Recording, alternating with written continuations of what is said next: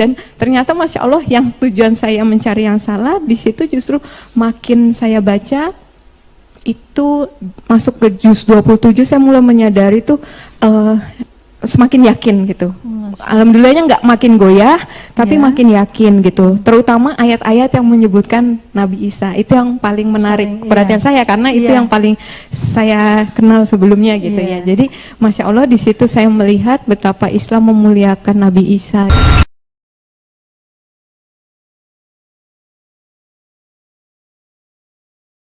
Di rumah itu berhubung keluarga saya kan dari non muslim dan belajar teologi, itu buku Islamologi banyak. Oh gitu. Iya, dari suami saya, dari mertua saya itu banyak. Tapi seapatis atau mungkin seyakin itu saya dengan agama saya, jadi saya nggak pernah sentuh, apalagi Quran ya, nggak pernah saya buka gitu kan.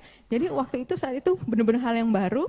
Saya juga baca salah, bukanya dari depan, bukan dari belakang. Tapi itu Masya Allah ya, di situ saya menyadari yang saya buka jadi pertama surat Al-Ikhlas. Masya Allah. Itu saya pikir itu bukan kebetulan ya, Allah taruh Al-Ikhlas itu di nomor 112 di pojok kiri atas. Itu setiap orang yang bukan dari muslim pasti mungkin bukanya itu duluan. Coba Al-Ikhlas itu ada di tengah atau mungkin ada di 2/3, 1/3. Mungkin nggak kebaca ya. Iya, tapi itu yang pertama kali kebaca itu dari kan. depan ya. Salah, ternyata salah gitu kan. Oh udah 112 gitu kan. Oh ternyata dari depan gitu ya. Dan ternyata Masya Allah yang tujuan saya mencari yang salah, di situ justru makin saya baca, itu masuk ke juz 27, saya mulai menyadari tuh semakin yakin gitu. Alhamdulillahnya nggak makin goyah, tapi makin yakin gitu. Terutama ayat-ayat yang menyebutkan Nabi Isa, itu yang paling menarik perhatian saya, karena itu yang paling saya kenal sebelumnya gitu ya. Jadi Masya Allah di situ saya melihat betapa Islam memuliakan Nabi Isa gitu. Dan Masya Allahnya itu bahkan perkataan Nabi Isa yang ketika Allah tanya di Al-Maidah 116 itu Allah tanya, wahai Isa, apakah kamu yang menyuruh orang-orang menyembah kamu dan ibumu sebagai Tuhan gitu kan? Terus Nabi Isa seperti demikian menjawabnya kira-kira lah ya. Itu apa namanya, maha suci engkau Allah gitu kan. Sekiranya ia pun saya pernah mengatakannya, engkau pasti sudah lebih dulu tahu gitu ya. Dan karena engkau yang maha mengetahui segala sesuatu, sedangkan aku nggak mengetahui apapun gitu kan. Dan aku nggak akan mengatakan yang di luar hakku. Itu benar-benar saya terbuka itu pikiran saya gitu. Dan memang itu apa ya, kok saya tuh saat itu pikir saya kemana aja dari kemarin itu gitu ya. Ya, salam saudara sekalian yang saya kasihi dalam Tuhan kita, Yesus Kristus. Nah, kita telah mendengarkan apa yang dikatakan oleh Dr. Karissa. Ya, dia adalah seorang dokter. Dia mengatakan bahwa betapa Islam sangat memuliakan Nabi Isa. Dan kemudian mengutip Al-Maidah 116, di mana di dalam bagian tersebut menyatakan bahwa wahai Isa putra Maryam, engkaukah yang mengatakan kepada orang-orang, jadikanlah aku dan ibuku sebagai Tuhan selain Allah? Nah, kemudian di dalam bagian tersebut Isa menjawab, maha suci engkau, tidak patut bagiku untuk mengatakan apa yang bukan hakku. Jika aku pernah mengatakannya, tentulah engkau mengetahuinya. Engkau mengetahui apa yang ada dalam diriku, dan aku tidak mengetahui apa yang ada padamu. Sungguh engkau maha mengetahui segala yang ajaib. Nah, saudara sekalian, ingat bahwa Isa bukan Yesus Kristus. Karena Isa itu rekayasa pada abad 6 Masehi. Abad 6 ke abad ke-7. Dan dia tidak sama dengan Yesus Kristus yang hidup pada abad pertama. Nah, misalnya berbicara mengenai tempat kelahirannya, di dalam kitab Injil Lukas, misalkan Lukas pasal 2 ayat 6 sampai 7. Di sana dengan jelas menyatakan bahwa Isa lahir di kandang domba. Setelah mereka tiba di sana, maka tibalah waktunya bagi Maria untuk bersalin, dan ia melahirkan seorang anak laki-laki, anaknya yang sulung. Lalu dibungkusnya dengan lampin dan dibaringkan di dalam palungan, karena tidak ada tempat bagi mereka di rumah penginapan. Nah, itu adalah data pada abad pertama. Nah, kemudian kalau di dalam Islam, di sana mengatakan bahwa Isa lahir di bawah pohon korma. Ya. Nah, dari bagian ini saja kita sudah melihat perbedaan. Nah, kemudian Alkitab menyatakan kepada kita bahwa Maria atau bahwa Yesus adalah anak Maria, saudara dari Elizabeth. Nah, kemudian Quran ketika berbicara mengenai Yesus dan ibunya menyatakan bahwa Isa adalah ibu Maryam.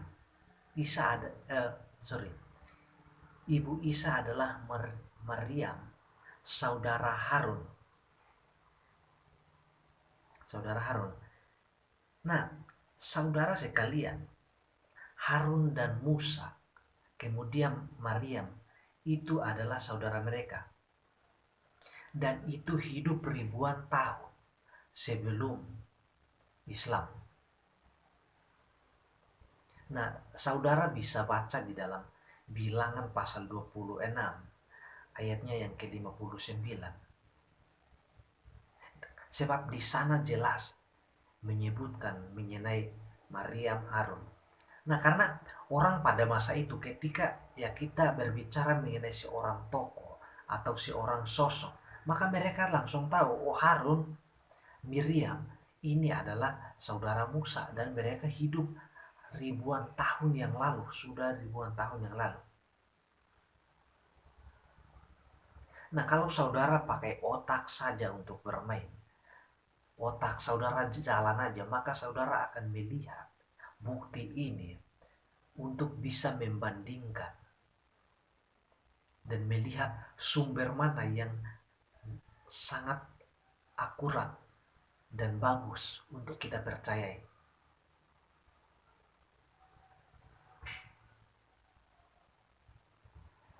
Nah, yang berikut, Alkitab mencatat, ya, Alkitab mencatat bahwa Yesus mati melalui penyaliban. Ya, jadi ada banyak perbedaan yang sangat-sangat jelas bahwa Yesus Kristus bukan Isa Al-Masih. Ya, jadi misalkan kita baca Matius pasal 27 ayatnya yang 32 sampai ke 56, Lukas pasal 23 ayat 26, kemudian ayat 33 sampai ayatnya yang ke-34, Yohanes pasal 19 ayat 17 sampai 24. Jelas di dalam bagian itu menyatakan kepada kita sekalian bahwa Yesus mati melalui penyaliban. Nah, sedangkan Al-Quran menyatakan bahwa Yesus tidak mati melalui penyaliban, melainkan ia diserupakan dengan Yudas. Nah, saudara kan bisa membayangkan bahwa antara keempat penulis, baik Matius, Markus, Lukas, dan Yohanes, kalau saja pada saat itu ada Allah Subhana dan Muhammad ada di situ, maka mereka akan kena tampar bolak-balik. Nah, mari kita perhatikan Al-Maidah 116. Karena bagian ini merupakan andalan mereka untuk menyatakan bahwa Yesus bukan Allah. Wahai Isa putra Maryam, engkaukah yang mengatakan, jadikan aku dan ibuku dua Tuhan selain Allah? Nah, ada beberapa pokok pikiran yang dapat kita simpulkan dari bagian ini. Pertama, jelas Alkitab menuliskan bahwa Yesus adalah Tuhan. Yang kedua, Allah salah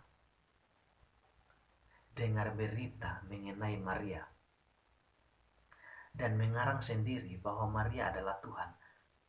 Padahal Maria bukan Tuhan. Nah, kalau saja saudara sedang duduk atau Allah dan Muhammad sedang duduk bersama orang Katolik, lalu mereka mengatakan demikian, maka mereka akan kena semprot dari orang Katolik dan akan mengatakan kepada mereka bahwa mereka adalah pembohong besar. Nah, kemudian jawaban Isa dalam Al-Maidah, tidak patut bagiku mengatakan apa yang bukan hakku. Nah, perbedaan ini ada di dalam Alkitab. Yesus mengatakan bahwa dia adalah Allah. Melihat dia, melihat Allah. Dan masih ada banyak tumpukan bukti di dalam Alkitab yang menyatakan bahwa Yesus adalah Tuhan. Nah, yang berikut, jikalau kita berasumsi bahwa Isa adalah Yesus, berarti Allah tidak maha kuasa dan dia bukan Allah. Karena begini, sebab itu merupakan rekayasa pada abad ke-6 Masehi. Sebab jika mengasumsikan bahwa Isa adalah Yesus, maka saudara akan sampai kepada satu titik kesimpulan bahwa Yesus telah membohongi Allah Subhanahu wa Ta'ala. Karena ternyata dia nggak tahu, dia nggak tahu kalau di dalam Alkitab Yesus menyatakan bahwa dia adalah Allah kok. Lalu mau apa? Lalu perbedaan yang berikut, Isa berkata bahwa engkau Allah mengetahui apa yang ada pada Isa, sedangkan Isa tidak mengetahui apa yang ada pada Allah. Nah, di dalam Alkitab Yesus mengatakan bahwa aku dan Bapa adalah satu. Yohanes pasal 10 ayat 30. Yohanes pasal 1 ayat 18. Yohanes pasal 5 ayat 19. Jelas bagian-bagian ini memberikan kepada kita informasi yang sangat jelas. Yesus mengetahui apa yang ada pada Bapa dan demikian juga sebaliknya. Dan Yesus melakukan apa yang dilakukan Bapa, dan hanya Yesus yang melihat Bapa karena hanya dia yang datang dari atas. Nah, dari beberapa bagian yang telah kita lihat, itu menunjukkan atau membuktikan kepada kita sekalian bahwa Isa Al-Masih bukan Yesus Kristus. Dan Dr. Karissa tidak paham mengenai kekristenan. Pada dasarnya Kristen tidak percaya bahwa Isa adalah Yesus. Karena itu yang seperti saya katakan, bahwa itu bualan omong kosong pada abad ke-6. Nah, saya seringkali didatangi oleh kelompok-kelompok ini di dalam video saya yang ketika saya membahas mengenai Yahya Waluni. Mereka datang ke situ dan berkomentar begini, bilang Tuhan kok disalib, Tuhan kok berkolor dan sebagainya, banyak lah. Coba silakan saudara sekalian cek di video itu. Dan saya bilang sama dia begini, ketika kamu mengakui bagian itu bahwa Yesus disalib, kamu sedang mengkhianati Allah Subhanahu wa Ta'ala. Wong dia nggak percaya Yesus disalibkan, apalagi mati, apalagi bangkit. Nah, tetapi mereka tidak, ketika mereka memakai sesuatu untuk menyerang kekristenan, mereka tidak memikirkan atau otaknya nggak jalan untuk memikirkan bahwa itu justru menjadi senjata untuk mengetok kembali kepalanya. Nggak pernah kepikirin untuk yang gitu-gitu. Nah, oleh karena itu saudara saya sekalian dimanapun berada yang mendengar saya mau katakan, jangan pernah percaya bahwa Isa sama dengan Yesus Kristus. Tidak pernah sama. Sebab kita memang tidak pernah mengimani itu. Sebab tanpa salib, tanpa penderitaan Kristus, tanpa salib, tanpa kebangkitan, tidak ada kekristenan. Sebab itu adalah berita dasar mengenai kekristenan, bahwa Yesus Kristus adalah Allah yang menjadi manusia untuk menjadi korban tebusan, untuk menebus kita dari dosa dan maut. Melalui penyaliban, dia disiksa, dia dihina, dia dipukul, dia diludahi, dia dicaci maki, disalibkan, bahkan mati melalui penyaliban, dikuburkan, kemudian bangkit pada hari yang ketiga dan naik ke surga. Itu adalah berita utama dari kekristenan. Dan itu merupakan dasar kepercayaan iman Kristen dan merupakan fakta sejarah, ya. Jadi ini dunia pun tahu bahwa Yesus mati melalui penyaliban. Nah, kalau sejarah menyaksikan itu, maka pakai otakmu baik-baik untuk melihat bukti ini.